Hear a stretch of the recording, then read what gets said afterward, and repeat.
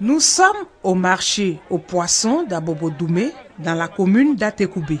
Les femmes qui y exercent sont regroupées en plusieurs secteurs, notamment les marailleuses, les fumeuses et les femmes affectées à la découpe. Ici, à Abobo-Doumé, le fumage de poisson occupe une place de choix, même si cette activité n'est pas la plus aisée. La fumée là nous gêne beaucoup. Ça va dans nos cœurs aussi.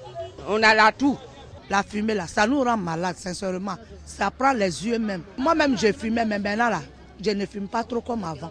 Principal support utilisé, le bois de chauffe, une méthode qui n'est pas sans risque. Quand on fume le poisson, ça dégage une fumée. Donc la fumée en elle-même fait courir des risques parce qu'il produit des hydrocarbures polycycliques aromatiques qui donc sont à l'origine du cancer. Et l'environnement n'est pas épargné par ce procédé de fumage de poisson. Il y a un impact parce que ça encourage la déforestation. Donc au niveau environnemental, c'est un processus qui est à bannir.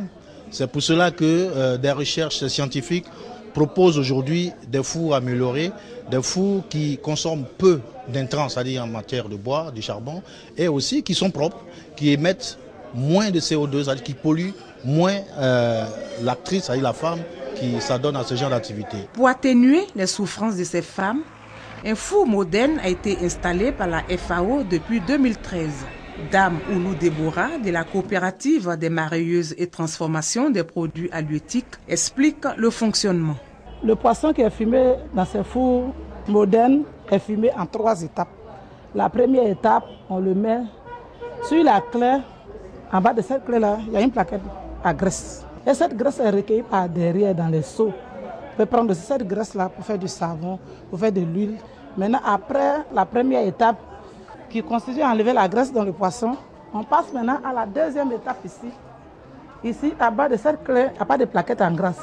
Donc, le même fourneau donne ici, à droite, pour le séchage du poisson. Pour la troisième étape, c'est ici, nous le fumons. Voici le générateur qui est là. Nous mettons le feu, on mouille les éponges, on met dans le générateur. La fumée est filtrée par là. Et la fumée est filtrée par ces éponges-là. Donc la fumée qui passe par le générateur et qui vient pour fumer le poisson est déjà filtrée.